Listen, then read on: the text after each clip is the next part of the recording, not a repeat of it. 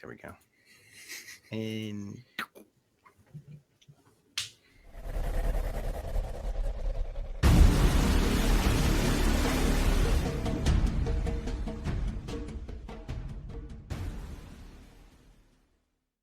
hey, buddy, what's up, man?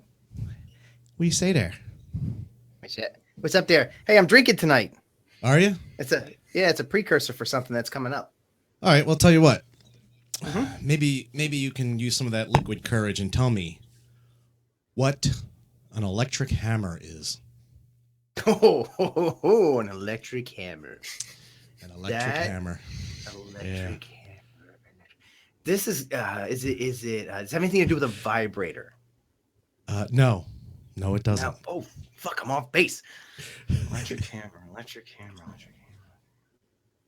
Is that when you're going at a girl and you shock yourself with a stun gun? No. Shock her with a stun gun. Is there a stun gun involved? There is no stun gun involved. Damn it. It's all natural. You know, Mike, I don't know. I'm at a total loss here. I don't even. You have a hint, a clue? Once I tell you, you'll be like, oh, why didn't I think of that? An electric hammer, my friend, is when you touch somebody or something with your erect penis and it releases a static electric shock. Oh my God! That would be. Oh, you know what, Mike? An electric with hammer. That, I think it's time to start the show. There are shows that will prepare you for the apocalypse. This is not one of them. Wake up your inner 12-year-old because it's time for the MythWits, the show dedicated to all things geek pop culture, drenched in absurdity and coated with sarcasm. Every week, we bring you news and interviews from the Geekoverse. We do our damnedest to be funny, but there are no guarantees like 5 seconds ago. I'm your host, Peter Bryan. Joining me this week is Mike Kafis, Brian O'Vera, and our special guest, Jason Anarchy. Jason, welcome to the show. Yeah, thanks so much for having me. Really appreciate it. And if you guys have never, guys and gals, sorry, we have gal watchers. If any of you folks have never heard of Jason Anarchy or know anything about him, he is the guy that brought you Drinking Quest, which is why I'm drinking tonight. Normally, I don't drink during the show. This is in your honor. Oh, thanks so much. Yeah, I drink all the time, but I generally don't drink during the show because then I start slurring, and I'm drinking nobody too. likes that. I'm drinking too. Oh, you got one too. Oh, Robitussin? Yeah, Mike's Oh, that's the strong stuff. Yeah. He's on the tussin this week. Mike and I both are still, pardon me, recovering from Gary Con funk. Yes. And it's one of those lingering kind. So, yes, it is. Yeah, good times. Yeah, when was the con? Was it like just this past weekend or the weekend before that? Or weekend before that? Okay, so that's quite the funk. Yeah. Yes, but it was worth it. What's that? It was worth it. It was fun. It was a good, fun con. You know, and I was pleasantly surprised. I thought, I didn't think Gary Con was going to be as much fun. I thought it was going to be like a more serious, kind of like old school gamer con, because I'm thinking, oh, this is like old school D&D. It's going to be a lot of the old guard, a lot of the Grocknards and stuff. Hell no, man. That shit was fun. We had a blast. I think we had more fun at that than we did at TotalCon this year, which is saying something because we usually have a really good time at TotalCon. Yeah. I mean, not that we didn't have a good time at TotalCon, but we usually have like an awesome time. But this one outdid it. Yeah, I'd say there was this like crossover of like geeks and like a hipster aspect of role players like attended. Yeah, it was interesting. And we went to, I don't know, Jason, you familiar with any of the old guard, any of the old school D&D folks? Like people that design games or like famous players or I mean like the old crowd, like the original TSR type crew and everything. I came in probably just after that, so my whole introduction to role playing was do you remember Hero Quest from the early 90s? Oh yeah. D&D type tabletop game. So that was it was that was my first obsession. Oh, and Pete's going to his shelf of holding. TSR stuff. Wait, Pete goes to his shelf of holding. Hold on, wait. Do I have Hero Quest? Oh yeah, bust that out if you have it right there. That'd be awesome. No, I don't. You know what? I have Dragon Quest. So do you remember Dragon Quest at all? It's the guy's holding like a dragon head and a sword. It was by the old SPI games. It's an old. I might remember it if I saw it. Yeah, it's not ringing a bell, but I don't know. I can't find it. Fuck it. But all that stuff is great. But it's yeah. So that's I was just after that era myself. But whenever I play with the old guard or like old D&D people, I find I would. Do you remember Almost Famous, that rock and roll movie? Yeah. It was like, you know, when rock and roll is becoming popular, and it's like, oh, it's all about the silly bits when you're on stage and having fun. Right. And it's like that's kind of how I view old school D&D. I feel like that was like the rock and roll part of it, and I've always embraced the funny parts of it. So hey, can you imagine like Frank Menser going like you see this dice here? This dice goes to 11. An 11-sided die, perfect. That would be good. We need to get one of those, Mike. We need to get an 11-sided die so that we have a die that goes to 11. That would be fucking awesome. No, what you do is you take a 10-sided, right? Yeah. And you just take a marker and mark over Mark 1, 11. Oh. Mark another one next to the 1 and go, this is my 11 die. Or get a 12 and just put, this is not a space on one of the... Oh, there you go. Reroll. Just black it out. Intentionally blank. Fantastic. All right, so Jason, you invented a game called Drinking Quest, and it's my understanding there's at least one imitation. So, there's many, yes. But you were the original.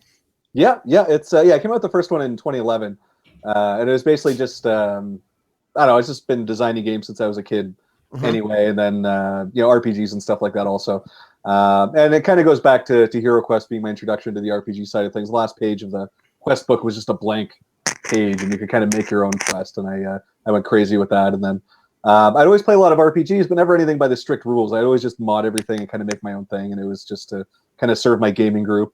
Right. And then I don't know, I had a lot of business experience in the newspaper industry, so I was working in newspapers, operations management, stuff like that, and I went to school for business management. Then I had a friend at a wedding after we're all drunk on free scotch. It's like, hey, you're always making these RPG games and drinking with your friends. Why don't you incorporate drinking into one of them? And then I had to sit on it for a couple of months, but then I was like, no, that's a really good idea. I think I can. I knew I could make a good game, and then also kind of get it out there. And then my initial business plan was like, well, I've got $6,000 I'm going to use for this. I'm just going to piss it away on a run of games. We'll see what happens. And it works. So far so good. Wow. So yeah. So you just okay. All right. So you said I got $6,000 I could spend on this. Yep. And I'm just going to dump it into this. And if it works, it works. If it doesn't, it doesn't. That's cool. And it worked out because this was probably before Kickstarter where you couldn't just play with somebody else's money, right? Yeah. This is definitely before Kickstarter. Yeah. I did my first 3 or 4 runs of games without crowdfunding. And it was, initially when I heard what it was, I'm like, oh, that's just fundraising. That's free money, blah, blah, blah. That's the easy stuff. And it's like, oh, you don't want to do that. And then, I was just really out of touch with the scene is what it was, because I was always just making my own stuff and my friends liked playing my stuff, so I was just getting this constant kind of feedback, and right. I was not in touch with the current gaming scene. But once I started backing them and like seeing what it was all about and stuff like that, and as soon as I found out it was basically more for the players than it was for the publishers. Publishers love it because they fund the run of games, but the players get all kinds of great extra stuff if it's properly run. Right. They should get a cheaper price than they'd pay in retail. They should get it first, and they should get all kinds of exclusive stuff they couldn't get other places. So I've done a few of them now. The one I'm running right now is the one that seems to be the lightning in a bottle kind of thing, where everything seems to be working. The secret I'm finding this time is I look back at a few other past Kickstarters I've done, and none of them ever look as good as the finished game. So that's something I want to talk about tonight. This is the first Kickstarter that I've done where the Kickstarter actually looks as good as the final game is going to be, more or less. So right. That's why I think it's taking off, kind of thing. Yeah. So, I'm seeing this a lot with creations and Kickstarters that do well. And to me, it's the art that really sells. Like if you go to a Kickstarter where the art looks crappy on it, and you got to imagine like, it's got to be difficult so I did a Kickstarter and it was successful, and I did all my own art. So I could, it looked nice, but for people who aren't artists, who can't do their own art, you got to hire someone to do the art. For sure. Yep. And you're like, well, I'm doing a Kickstarter to raise money to do art for the game, but I got to have art to do the Kickstarter to do the money, the thing, and right. Yeah. So, people don't realize that you need to invest thousands into a Kickstarter if you want to make tens of thousands back, kind of thing. Right. You have to put money in. You have to put money into it to get it. Unless of course you can do your own art. That's a huge saver for sure. And that's a huge saver, except for the fact that you spend all so many hours and hours and hours of your time. And like, it's like, well, how much is my time worth? And could I just pay someone to do it? Yeah. So part of my business model was just working 80 hours a week and devaluing my time a great deal. And kind of getting the push out that way. So it's, I've been doing this for 5 years now, and I'm able to make a living off of, just releasing a game a year kind of thing. But then this year, I'm starting going to be doing 2 games a year. So we've got Drinking Quest Journey to Draft. That's on Kickstarter right now. And then I have another collaborative game that should be announced after all the copies have gone out to the Kickstarter backers and stuff like that. So let me ask you. So you just said something that's interesting. So this is what you do for a living now. You've been able to turn this into that's nice, because few people are able to do that. We just had a discussion about that at GaryCon. What's that? We just had that discussion at GaryCon, remember? Yeah, I think there's somebody that we were talking to, Mike, that it isn't, I don't think he was giving enough credence to people doing game design. So we have a friend of ours who doesn't seem to think that, game designers can make games and live off of them unless you're like in the top level. And I tend to disagree with that. I don't think it's super common, but I think if you run it properly, like you're probably a one-man show, right? You don't have any employees, do you? Not like employees. Like I don't pay anyone like, $50K a year salary or anything. Right. Like I mean, you don't have like an employee. You have people you contract. You have contract stuff, right? Yeah. That's basically, that's the easy way of putting it. Sure. Right. Sure. So, but you make enough off your games because you probably run your business pretty slim. You do a lot of your own footwork and everything. Because I mean, it keeps you busy 40 hours a week at least, or whatever. Oh yeah, double that. Right. But that's my thing. I think because we were Mike and I were talking to this guy Scott Sigler a couple of years ago about fan bases and being able to support yourself off of your fan base. And I said that if you do things right, you need 1,000 rabid fans. That's all you need. You need 1,000 fans who will buy every single thing you put out. Okay. Right. Because if you put out, say you put out $50 worth of product a year, right? Yep. And you have 1,000 fans, that's $50,000, right? He said that's all you really need, because then 5 times that. What's that?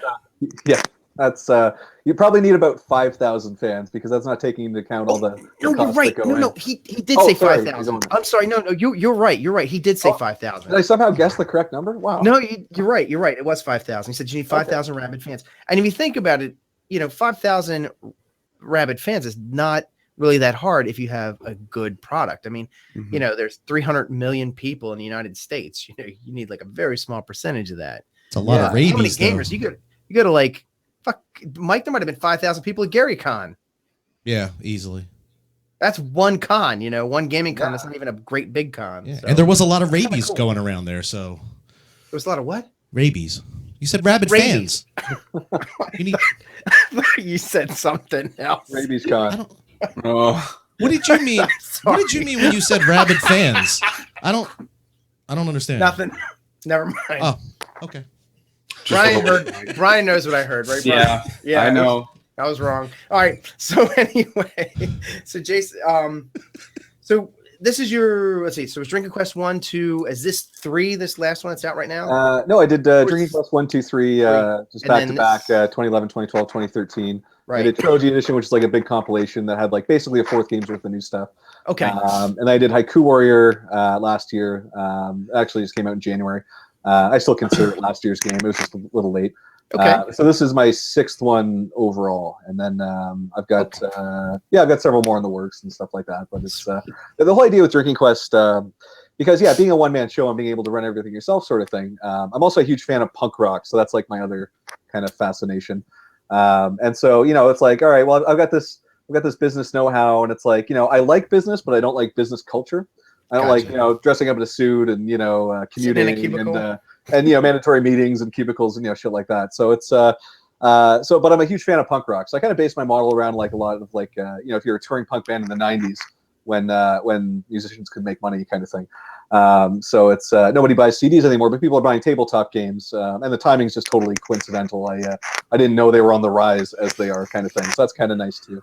But the whole idea with the punk rock philosophy too is a big part of it is that I believe this is a great idea, and it's like, okay, it's going to be half drinking game, half tabletop RPG, And it's like, I think it'll sell based on that promise kind of thing. But then beyond that, if you surprise people and actually make it good, then that's how you get the fans to keep coming back, sort of thing. So I can never compete on like, production values or anything like that.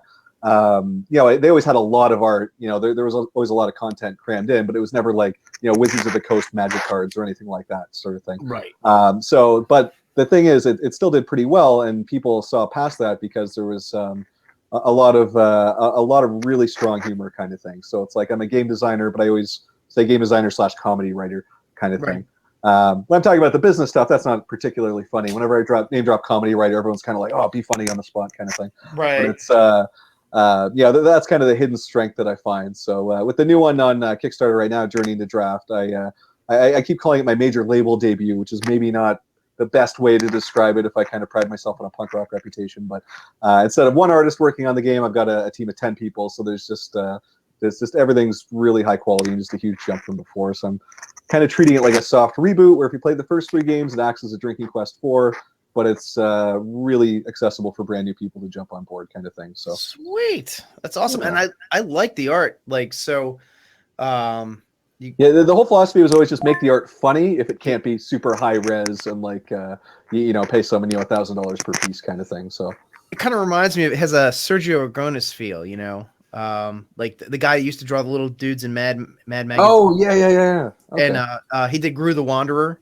Yeah. Remember that? Okay, so it kind of has that feel to it, which I love. I collected Gru for like years. I always thought it was awesome art because it doesn't take itself too seriously, but it's also not. I mean, it's still art. It's still, it's still its own style and everything, which is really cool. Yeah. No, I always hear comparisons to different things all the time, and it's fun to just kind of check out a lot of the stuff that I hadn't heard of before and things like that. And I know the art style to look at, but I haven't checked out a lot of Gru, and that's kind of been on my to-do list. So once the Kickstarter's fulfilled, that's when I'll start thinking about doing new things. But okay, all right, that's cool. Yeah. Hey, so go ahead, Mike. I'm sorry. Oh, I was just gonna say, unless Pete, before we do this, if you needed to say something, but how about if I can show people on my screen, kind of the Kickstarter page, and then if you want, and Jason, you'll be able to see it on your screen, but it'll be shown on our special little fancy screen. But maybe you could kind of walk through and kind of tell us as I'm going through it. Maybe you could kind of talk about it and let people know what they're kind of going to get themselves into. Oh, sure. Yeah, cool? No problem. Okay. And Pete, was that before we did that? Did you want to do anything else, or? Nope. Okay. No, I'm good. Right. Then I was just bullshitting, man. I don't have a big agenda. That you have a talent for, my friend. We're just talking games, my man. Just talking games. No, that's cool. Oh, and also, if anyone, I think, oh gosh, here I am, like, if anyone is interested, and I think you know this also, is that I did a Bitly. It's if you go to bit.ly kickstart drinking or drink quest, you'll go straight to the game. And I mean, I tweeted that out and everything, but that's cool. Where you can find the Kickstarter. So hey, real quick, Mike, before you do that, I do want to do something real quick before you do that. Okay. All right. Get it ready. Jason, real quick, just run us through what is Drinking Quest? What are people looking at here? What is this game? How does it work? So yeah, it's like a really simple Dungeons and Dragons. The cards are the DM. Nobody has to run it. It's really simple to learn. You roll dice. You have character sheets. You're on an adventure. But when your character dies in the game, you have to chug your drink in real life to continue. So the whole game is built around that real life sense of danger. So it's half RPG, half drinking game. They all play fundamentally the same. It's this great balance system. But they all have four different quests, 4 different heroes, and all kind of like different campaigns. So with this new one that you can see on the screen there, Journey to Draft, it's got 2 extra quests. So it's got 150% of the content of the old games. And it's got, everything you need in the box. The Kickstarter's been doing really well. It's actually just over 90. Oh no, that's US dollars. Okay, cool. I always see it in Canadian dollars because I'm Canadian. This is really interesting to see. Yeah. So for my end, it's over 90,000. For your end, it's over 60,000 because of our silly exchange rate we have going right now. So yeah, it's you can see the box there. It's been doing really well. Anybody who backs, they get 4 different free coasters along with the game. They get the game for cheaper than you get in retail. The game comes with a cloth map now. The game comes with a custom coin token now. The box is going to be linen embossed because of a stretch goal. All the cards are going to be linen embossed. Everything's going to have a really fancy texture. I'm going to do the new stretch goal update tonight. So everyone's going to get a free, if we can get 120,000 Canadian, so probably like, another 1,000 American with the exchange rate. That's everyone's going to get a Chuglocks keychain bottle opener. So Chuglocks has always kind of been like the drunken barbarian mascot of Drinking Quest. So everyone's going to get a keychain bottle opener. It doesn't even say Drinking Quest. It's just a picture of his face. And it's just a really funny piece of art. So that's going to be the next freebie. That's cool. And I think there might be one or two other things. Oh, yeah, there we go. There's the stretch goals. So, yeah, map. Oh, yeah, the annoying sidekick magnet. So one of the characters in the first 3 Drinking Quest games, there was always a card in each game where you'd come across this annoying sidekick character that would bother the heroes in different ways. And they'd always have to like try and run away from him or like fight him to the death or something like that. So in this game, he's actually one of the playable characters. So that was always a joke that worked really well that people responded to. Oh. And so in this one, I'm milking it for all it's worth. He's one of the heroes, but he's still kind of that guy that everyone's trying to get rid of all the time. So everyone gets a free magnet of that guy, so he can annoy players on their fridges at home. And so that's everything. And then right under those 10, I'm going to put the bottle opener tonight. Wow. Nice. So if people want to get in on the basic level, they can get in at, what do we look? Yeah, I think it's like $22 American. So yeah, it's going to retail for $30 when it comes out. So yeah, everybody gets it for a deal. It's free shipping, and they get all kinds of extras and stuff like that.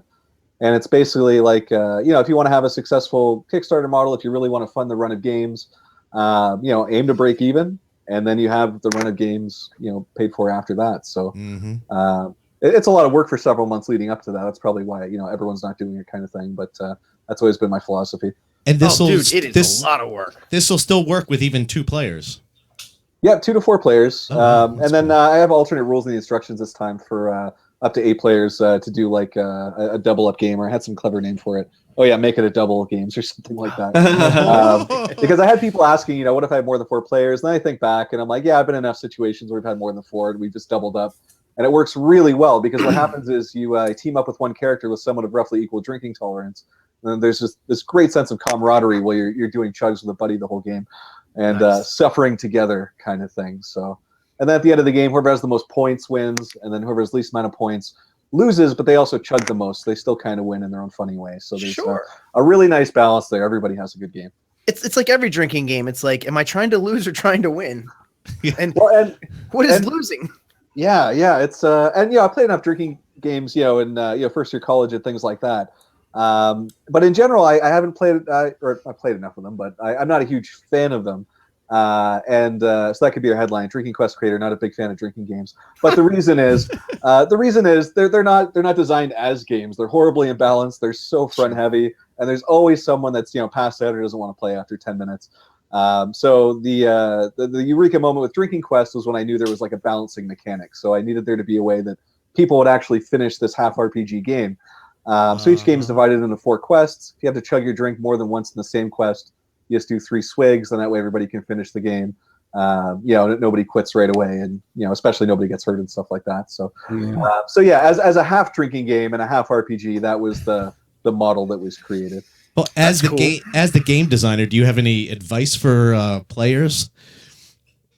Oh, just read the instructions once; you'll be fine. Yeah, it's you can learn it and start playing within 5 minutes. So, what is this map? Okay, so I noticed you have a map, and does it dictate anything, or is this just for flavor, or is it usable? This is, this was just a goal unlocked by the Kickstarter. So I had somebody do up this really cool map, and I'm like, I can use this in some way, and I'll make it a stretch goal because for Drinking Quest Trilogy Edition, I had a cloth map stretch goal, and they didn't get it. But I'm like, okay, well, this seems to be really popular. I'll sub in, this stretch goal for the cloth map. And I was like, okay, yeah. And then, I was sourcing it out. And the one guy's like, how about Tyvek cloth? It's liquid resistant. It could be beer resistant. I'm like, oh, okay, let's do Tyvek cloth.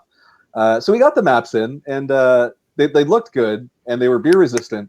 But Tyvek cloth it's what they make like hazard suits out of, I guess. Okay. And so it feels more like a really like a strong paper than it does cloth. Oh, I understand what you're talking about. I was never totally happy with that. So I sourced it out this time.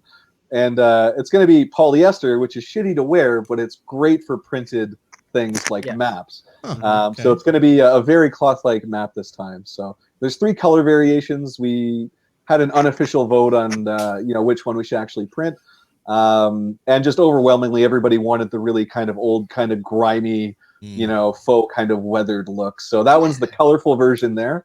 So there's like a medium one, and then the really kind of saturated one we're going to go with. Cool. And then actually, I'm working with a printing company right now. It's there's actually going to be a cloth map inside every box, and it's not just going to be a Kickstarter extra now. So there's still going to be things that are Kickstarter exclusive, but that's something that's just going to be inside every box because the Kickstarter has been going so well.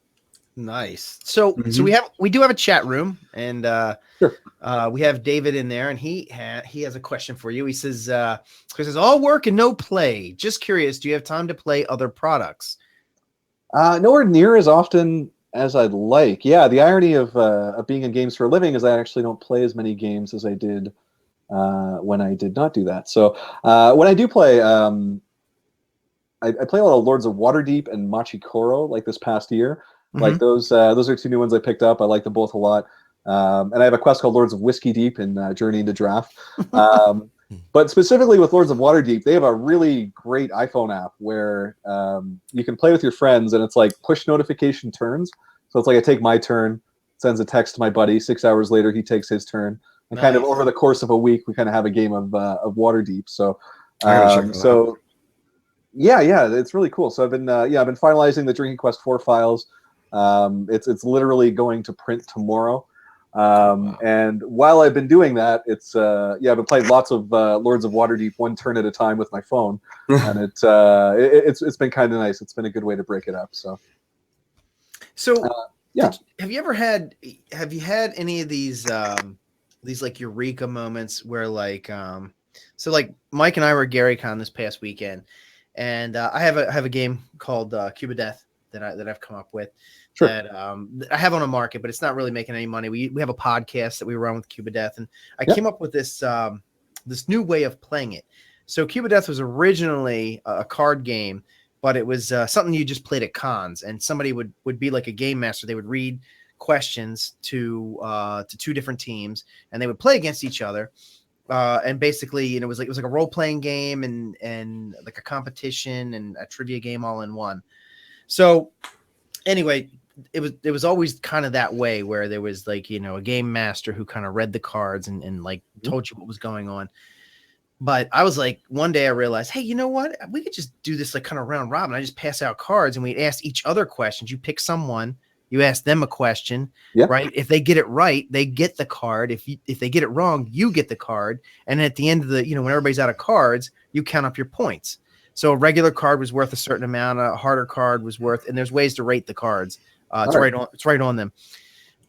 So I was like, oh yeah, we could do that. So when we were at GaryCon, I tried it for the first time, and I just did it kind of impromptu. I grabbed the deck of cards, I sat down, and said, hey guys, we're playing this. I started passing out cards. Yep. And it was like the most fucking fun. Yes. It was crazy fun. 4 people were just like, where's my, I have money. Let me throw it at you. There were people who were like, I have to buy this. I have to buy this. Where can I buy this? And I was just like, oh my God, that was like super. I had no idea it was going to be that good. Like, have you had any of those moments? Like, did you have that with Drinking Quest at any point? Oh yeah. It's like sometimes, I'll really have to sell it at the booth, but a lot of the time it's just people literally walk up and just, take my money. It's, and I'll be like, oh, don't you want to hear about it? And they're like, no, I read the sign.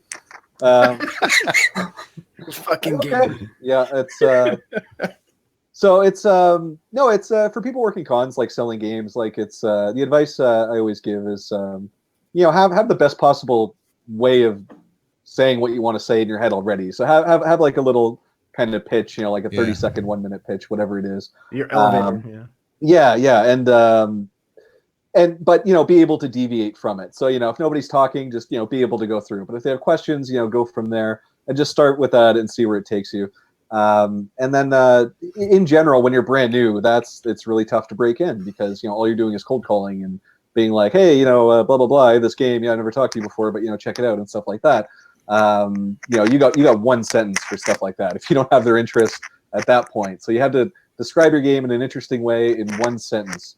And that's the single most important thing I would say. So yeah, the 1 minute speech is good, but the one sentence is that's a much better starting point. So mine is just, it's a drinking game and a tabletop RPG, and then it sounds so ridiculous that I guess people are intrigued and they want to see kind of how it's mashed up, kind of thing. So sweet.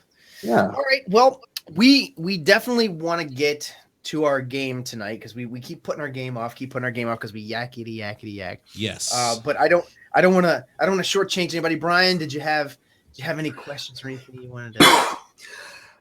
No, not really. I'm definitely gonna hit up the Kickstarter as soon as I can. All right. Thanks so much. Well, we got what, like 15? How many days was it left? How many days we got left? Yeah, I think 15. Yeah, I think it just got to the halfway point. So yep. Sweet. Yeah, 15 days to go. You guys and your Kickstarters, you're fucking killing me. You know, you're killing me. John Wick. They're addictive. John Wick just set the record for the highest grossing Kickstarter RPG of all time with 7C.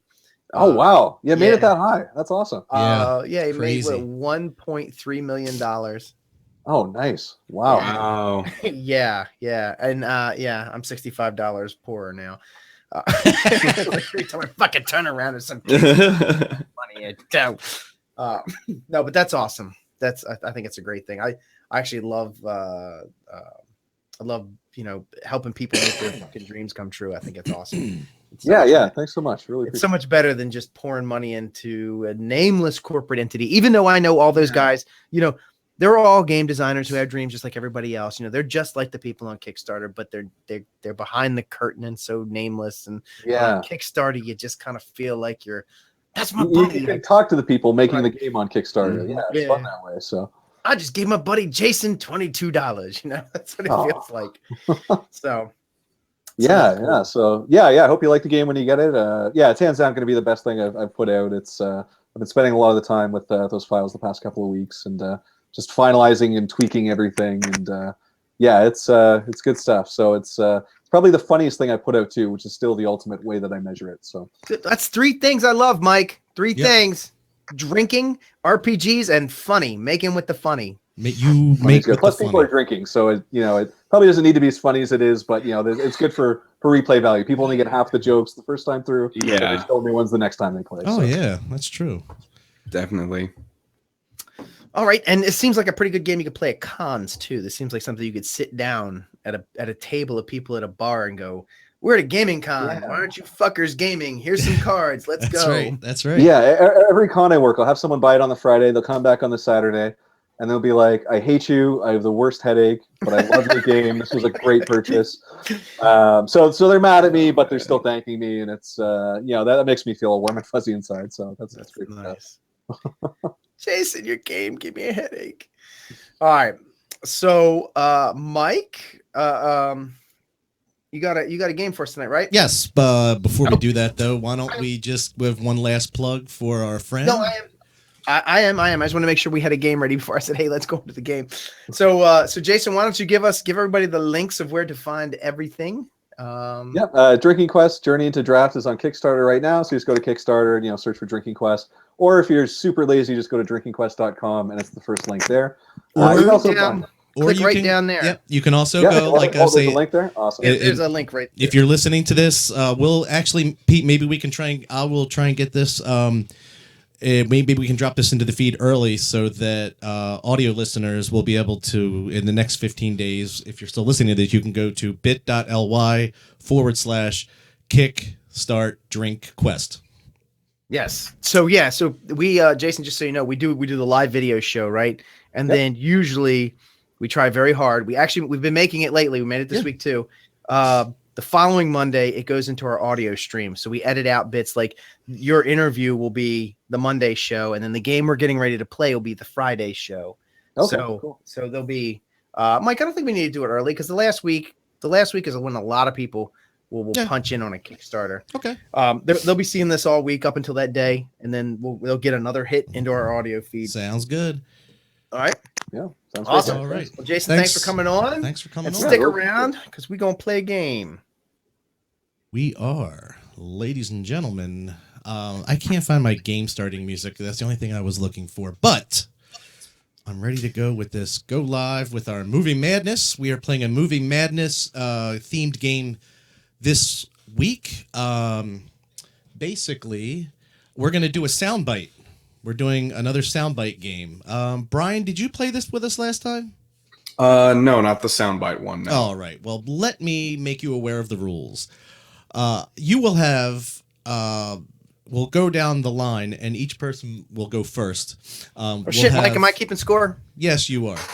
Okay, thank you. We'll have an opportunity to, when I play the soundbite, you will be the first to guess what movie this line is from. Okay?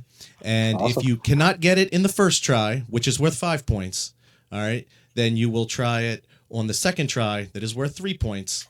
And then if you cannot get it then, you may try it on the third try, which is worth, Peter, did we say 1 or 2 points?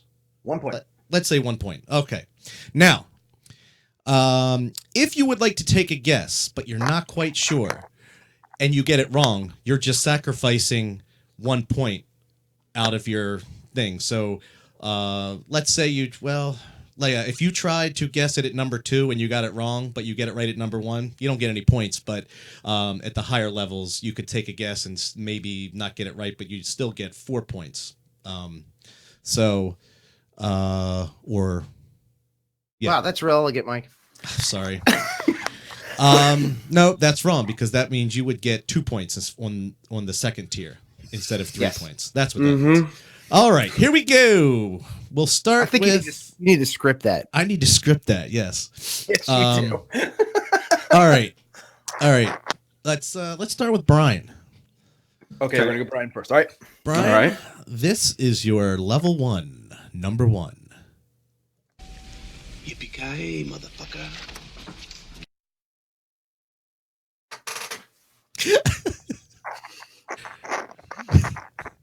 All right. Die Hard. Bastard. That is correct. That is correct, sir. Where's my other thingy here? Okay. That was 5 points right out the gate, right, Mike? Right. Yes, it was. All right, let's go. Let's go to Jason. Here we go. This is yours. Level 1. Bill, what? Strange things are afoot at the Circle K. Bill and Ted's Excellent Adventure. That is correct. All right. I'm going to get something It like... might be Bill and Ted's Bogus Journey, but I'm like, it's probably Excellent Yeah. Adventure. Oh, I'm going to man. get something like, hi, fucker. Yeah, you probably will. All right, hold on a second. Because you know what? I spent so much time editing these things. All right, so Brian's was this. He got... Yippee-ki-yay, motherfucker. All right. And if you couldn't get that, tell me you would have gotten this too, right? This is Hans Gruber. Oh, come on. I assume you realize the futility of direct action. And if you couldn't get that... Hey, John McClane, you still with us? Kidding me. Family Matters. Come on. I was, this is only my second go at this game, so you never know who's going to know what. All right, so Jason had this one. Bill, what? Strange things are afoot at the Circle K. And he got it. But if you didn't get it, you would have listened to this. Put them in the Iron Maiden. Iron Maiden? Excellent! Execute them. Bogus. And if you didn't get that, you would have heard come on, Mike. this. This. I'm Gus Preston, Esquire. And I'm Ted Theodore Logan. Definitely All right. get easier as they go on. Yes, All right, they come do. on. All right. Mike. Okay, Pete, are you ready for yours? Yeah. Here you go. Now. You're looking at now, sir. Everything that happens now is happening now. What happened to then? We passed that. When? Just now. We're at now. Baseballs, bitch. That is correct. And had you not gotten that, you would have gotten Oh, God. this. Major asshole. And his cousin? He's an asshole too, sir. Gun is made first class Philip asshole. How many assholes we got on this ship anyhow? Or So the combination is 1, 2, 3, 4, 5. That's the stupidest combination I ever heard in my life. That's the kind of thing an idiot would have on his luggage. Thank you, Your Highness.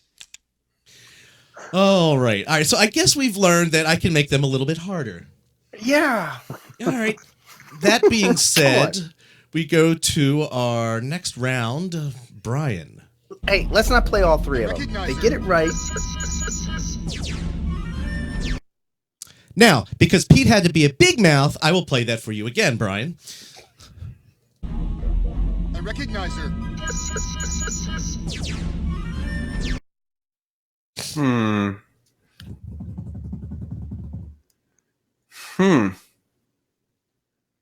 This is getting interesting. Okay.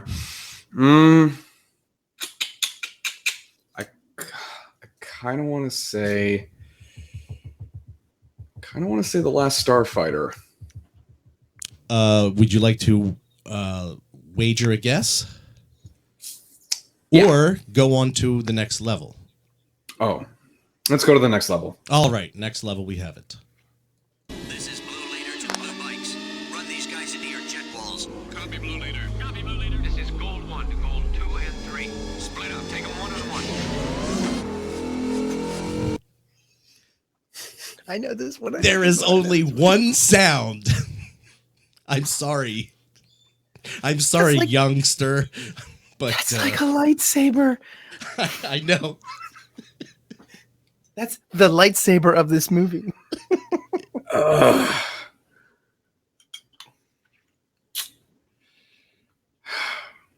Dang it. I'm just gonna go with my gun. Say The Last Starfighter. That is incorrect. Mm-hmm. Here is your final guess. Sound. You're in trouble, program. Make it easy on yourself. Who's your user? Forget it, Mr. High and Mighty Master Control. You are Prawn. making me talk. Yes. It took me. I'm like, oh. Suit yourself. Good stuff. Oh. You hit the youngest guy on the show with Tron. I only saw that movie once, so I'm just like, oh no. I know. And you know what's messed up? I designed this game this time because I didn't know we were actually going to have 3 people, or else I would have put one more. So I do have one more, but we'll make this basically Jason and, well, I guess technically this could come down between Jason or you, Pete. So let's see. Jason, here is your next one. Finish him. Mortal Kombat. Wow. Yes, it is. Or okay, all right, because it could maybe also be the sequel that nobody really liked. But. Right. the sequel is still it's worth owning on Blu-ray. It's still Yeah, it's not bad. It's not the first one. The first one's a great movie. And if you didn't get that, Flawless victory. Your soul is mine. or Get over here. I love that techno soundtrack. Oh, I mean, come on, right? All right. So you're out of them now, huh? Yeah. Well, darn it. So I guess that means that Jason is our Finn winner. is our winner. Yay! Hooray. Oh, thanks, guys. You made it easy on me. Yeah.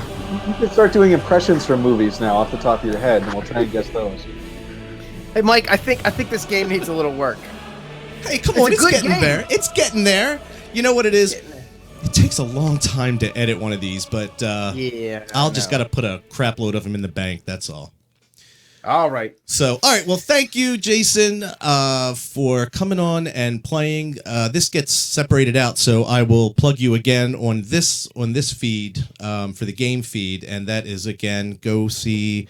Well, what am I going to see? We are going to see Drinking Quest. Drinking Quest. I'm not used to doing this, Pete. Drinking Quest: Journey into Drought. And you can go to see that at Kickstarter. You can go to bit.ly kickstart drink quest. Or drinkingquest.com as well. Or drinkingquest.com. Yep. And thank you, Jason. All right, thanks so much. Well, hold on. We got a couple minutes, so all right. Real quick. Jason, let's do what you're geeking on. All right, sure. So I'll give you a few seconds to think about it, Jason. Brian, you haven't done a lot of talking on the show tonight, so I'll start with you. What you geeking on, my man? What you been geeking on? Let's see. I tried out that new Star Wars tabletop Force and Destiny from Fantasy Flight. Yeah, I'm digging that. Playing Tom Clancy's The Division. Oh yeah. So we were talking about that before the show. Tell the folks about it, because I'm getting into this. I'm going to be getting into this. So, Tom Clancy, The Division. I believe it's not quite. I don't know if it's actually based on a book, but it was based on a concept Tom Clancy had before he died, where basically a terrorist group fabricated a virus and put it on the U.S. currency, and the virus spread on Black Friday. And the entire state of New York is completely quarantined, and it's like the apocalypse out there, like Mad Max kind of stuff, gang factions and everything. And it's a third-person cover-based shooter/RPG, because there's RPG elements in it, and it's a lot of fun. I'm really digging it. So I was like, I've been waiting for this game to come out for over a year now. Mm-hmm. So I watched some of the previews like a year ago, and it's like fucking cyberpunk. It's really cool. Yeah, because it has like a UI, augmented UI. Yeah, mm-hmm. and like the characters that are playing in it, they've got advanced tech, and they can do this thing where they can pull up a map, and it's not just a map they look at; it's like a 3D map hologram like thing that appears around them, and it's their, I guess, what they call augmented reality. And the thing about it is the scale. It's almost a 1-to-1 scale of the entire state of New York. Like, you start off in Brooklyn and it's 1-to-1, almost 1-to-1, the scale the size of Brooklyn. And it's impressive. The scale's impressive. So let me ask you this. One of the things I saw in the previews and everything, which I really thought was fucking badass, and it's kind of timely because we're in our role-playing game, the one we play every week, we're in a cyberpunk type setting. And there's heavy use of drones and stuff. And I know in this game they have like drone weapons and stuff. Like in the preview that I saw, this girl pulls out like a little ball. It looks about the size of, I don't know, like maybe the size of a bowling ball, or not bowling ball, like a tennis ball, something. Tennis ball, right? Like that. And she sets it down, and it rolls under a car and rolls around. Yep. And like blows up on the guy that's got her pinned down. Yep. So how much of that stuff is in there? Because that looked really bad. A good portion of it is in there. Originally, they were going to have a companion game for tablets where you don't actually play as the agent, but you're a drone pilot. Oh shit! Okay. And you can participate, but because of budget restraints and the tech wasn't quite working, they had to cut that out. But the drones, the little pocket drones, work. The mini turrets that are they're like the size of a kid's lunchbox. Those are out there, and I just got that. Before we got on the show, I just unlocked the turret, and it's a lot of fun. Oh, that's cool. That's cool. Mm-hmm. So what do you think, Jason? Do you play PS4, Xbox? What do you PS4 guy? Yeah. And me too. I'm a Nintendo fanboy too. So yeah, my gamer tag is OMG_table. If anyone wants to add me. Oh wait. So it's that's your PSN. Yeah. All right. So OMG_table. And it's a really, really, really long, complicated story that's not tabletop gaming related. But basically, I just haven't been playing as much just because I've been so into just DQ4 the last few months here. But, of course. I think it came out last April, Witcher 3. My son was born. My son was born the same month, so I didn't get into it until like 4 or 5 months later. And I started it, and I just finished it like, I don't know, like in January or something. And Witcher 3 is I love it. It defines this generation of games so far. It's good. And I finished it, and I just started a new game immediately after, and I can't remember the last time I did that. And just I love playing it. My brain is just, the story's amazing, presentation's amazing, but like the mathy designer part of my brain is like, I want to understand how all these story tree works and how story trees work and how this connects to this, and I just want to see the grid, with no graphics on top of it. So it's it's good, and it's really adult too, but not in a cheesy Grand Theft Auto kind of way. I had nothing against Grand Theft Auto, but more Game of Thronesy adult. Yeah, absolutely. So yeah, we had So a couple weeks back, and we're going to have this in the audio feed as soon as I can get to it. We had Cody Pondsmith on the show, which is Jason. You remember Cyberpunk 2020? Yep. Okay, so Cody is Mike Pondsmith's son. So Mike Pondsmith is the guy that's R. Talsorian, who they're an R.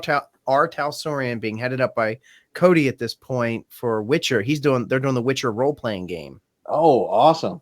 I'm excited for that. Pick that up, I think. Yeah. So hopefully that'll be coming out before too long.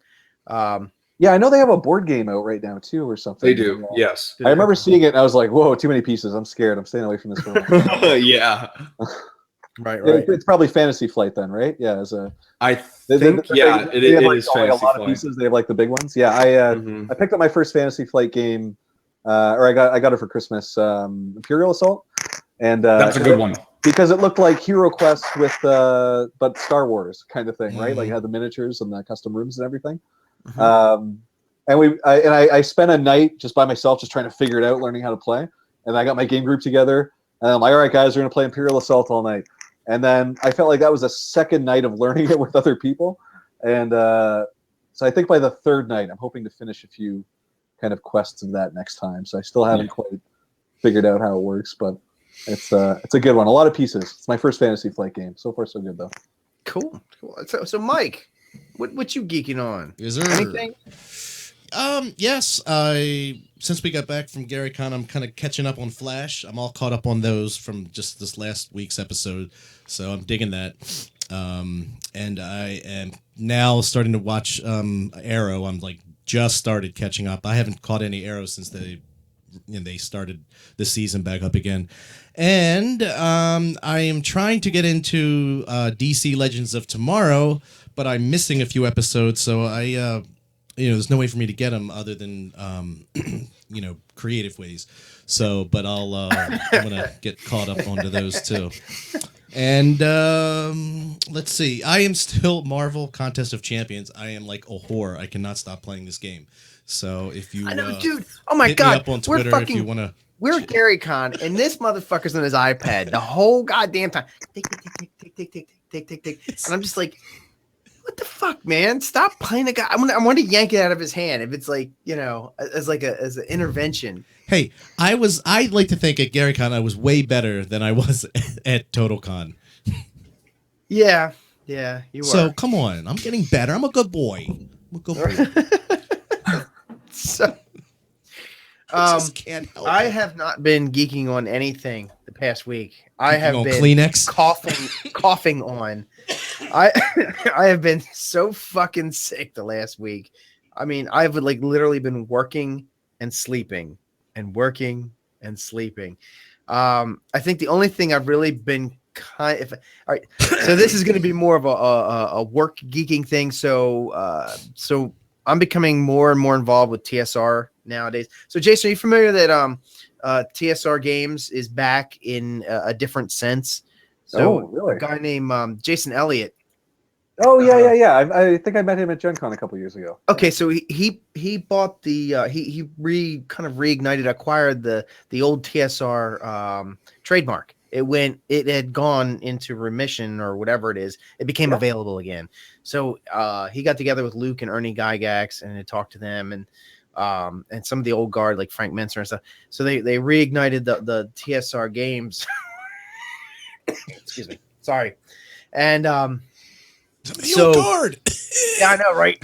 I know, right? God damn, it's cold. So anyway, so they've kind of reignited that, and so Luke and Ernie kind of aren't part of it anymore. There's all this legal shit that went on, and I'm not going to get into it. It's not my place to talk about it. But I mean, everything's still cool. But they've actually got now Margaret Weiss and Keith Baker are now part of the board of the new TSR Games. So there's a lot of stuff coming. Right now, they've got a game which is codename Acrid Herald. It's a role-playing game that they're going to be releasing. That's not going to be the final name. I know what it's going to be, but I can't talk about it. I know what it is too, but I can't talk about it. What's that? I can't talk about it either. Right, Mike knows what it is too. So anyway, sorry, just because we know we're on the inside, so we know. But it's coming. It's coming, and they're gonna TSR is gonna be releasing a role-playing game. And rumor has it another one Can't talk about that one either. But they're coming. There's stuff. Right. It's in the feed. Are they going to try and recapture those glory days, or are they going to try and modernize TSR kind of thing? Yes and no. So yes, they are recapturing some of the glory days, but they don't want that to be their thing. So they have a love and a respect for the old school stuff and the glory days, right? And they will be bringing some of that, but that is not, they're not trying to use that as a crutch or lean on that or anything like that. They want to bring new stuff as well. So it's kind of a mix, you know what I mean? It's they're not relying on the old school stuff, but they're also embracing it as part of the heritage. Okay. If you know what I mean? You know what I'm saying there? Okay, yeah, So, they're trying to get two birds stoned at once, kind of thing. Yeah. And typical Trailer Park Boys. Yeah. But it's really it's kind of interesting because it's really fan. Like, how can I put this? It's not like a big corporate style. It's very very kind of creator driven. Yeah. So for example, put it. Yep. they want so they like Cuba Death. So Jason he really likes Cuba Death. He likes what I'm doing with Cuba Death. He's giving me the option to just run with Cuba Death, and they're basically taking almost nothing out of it, but they're going to make it part of their life. So it's kind of like when movie studios release a movie, and then like when you're watching the credits, you see these other like studios underneath of it. That's kind of what they're doing. So it's more of a love of the game kind of thing. So it's kind of cool. Awesome. Cool. That's what I've been geeking on. I've been kind of like trying to make all this shit happen. Yeah, that's great. Yeah. So Jason, anything other than what we've talked about that you want to geek drop on us? Yeah. Obviously, check out the Kickstarter. But if you see me at a convention, I worked 20 conventions last year. So if holy shit, somebody sees me and you want to play Drinking Quest or show me a bar somewhere weird, that's cool. I went to Australia last year, made a bunch of good friends and stuff like that. Wow, and, yeah. I try and travel to the far kind of not the local places kind of thing, because those are easy. I can always do those. Right. But yeah, just find me at a con or follow me on Twitter at Drinking Quest. I'm really active there. So where are you going to be this year? You're going to be at Gen Con, obviously, right? Oh yeah, of course. Yeah, I've got a corner booth for Gen Con. Origins? PAX East is coming up. Origins, I won't be there personally, but Drinking Quest will be very well represented at Origins. Montreal Fan Expo in Toronto is the big Canadian one. Right. Calgary I didn't do because I had this Kickstarter running. And actually a few this month I didn't do just because the Kickstarter is so much work kind of thing. Right. But I am doing PAX Oz again this year. Okay. And I'm not sure if I can work it in this year, but I really want to go to the UK somehow, so I might have to do that next year as well. But besides that, I travel to the States all the time, and I try and cover all the general areas of the map, sort of thing. Any Dragon Con? By any chance? Yeah, any Dragon Con? Dragon Con, I think, is the same week as Fan Expo every year. Okay. And so if I did PAX Prime last year because it didn't conflict for the first time. Right. But I think it's usually PAX Prime, Dragon Con, and Fan Expo that are all these just huge juggernaut cons. I'd like to do all of them. Right. But they tend to happen in the same week. So but I haven't looked that far ahead. If they happen to be different weeks, I would love to do Dragon Con. That's Atlanta, right? Yes. We'll be down at Dragon Con. And if you do Dragon Con, you got to hit us up. We'll meet up. We'll have some fun. All right, so I can sleep on the floor of your hotel room or something? Yeah, sure. What cost? All right, DIY. Awesome. What the hell? And we'll introduce you around to some people. We know a bunch of people who go there. And we have a good time. We have a blast there every year. Every time we go. Awesome. Yeah. I've heard very good things. I'm also doing Anime North coming up. That's another Toronto one, but it's a really different kind of crowd. And last year, the guy who runs the gaming division hit me up and he's like, "Hey, would you mind running all night Dungeons and Dragons?"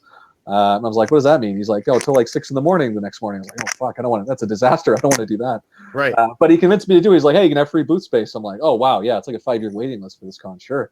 So yeah, I put together this like 8-hour adventure kind of thing, and it was in front of like an audience and stuff like that. And I stacked the players with all these professionally funny people, and it went over really well. And people were reacting and participating and things like that. But I found out after one of the guys, there was someone that was kind of thrown into the game at the last minute. And it's the guy that I can't remember his name. I feel like an ass, but I was told he was the guy that runs the gaming at Dragon Con. And I was like, well, if I ever get to do it, I would remember what he looks like, but it was, I can't remember who it was. But yeah, it was a really funny game. It was good. And then the same guy at Anime North, he set up our Twitch channel that we have. So once a month now, not this month because of the Kickstarter's shutting everything down, but starting back up next month, we Twitch all night D&D games kind of thing. Where us make a custom, all night game. And cool. For the Twitch, viewers can donate $1 to help the heroes, or they can donate $2 to hinder the heroes and affect the game. Nice. Because we wanted to find a way where there was crowd participation. I'm like, if you charge a little bit of money, that'll bottleneck it enough where it's not going to be every 10 seconds somebody's changing the course of the game. So it's so that's something we've been doing, and we just started archiving them on YouTube as well. So the most recent game we played is on YouTube, and we'll start putting the rest of them on there. Drinking Quest No Spaces is my YouTube channel, and I haven't really pushed it a lot. I've got a few things on there, but I'm going to be putting a lot of the all night D&D.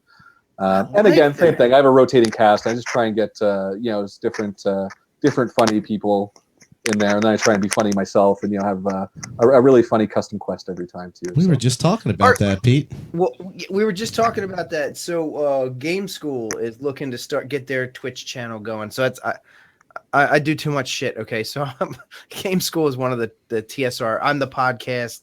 I don't have a title yet, but I'm the podcast czar God of TSR. Okay. And they have Cuba Death Game School.